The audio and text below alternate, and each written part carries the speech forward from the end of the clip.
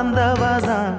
தூக்கி எடுத்து என்ன தோள் சுமந்து காத்தவதான் தூளி படுக்கையிட்டு தூங்க பாட்டு படிச்சவதான்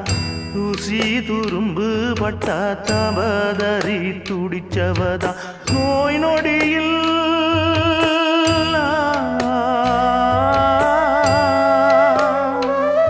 நான் நோய் நொடியில் விழுந்தா அவ பாய் படுக்க இழந்தா தன் வாய் வைத்த மறந்து என்ன கோயில் கோலம் சுமந்தா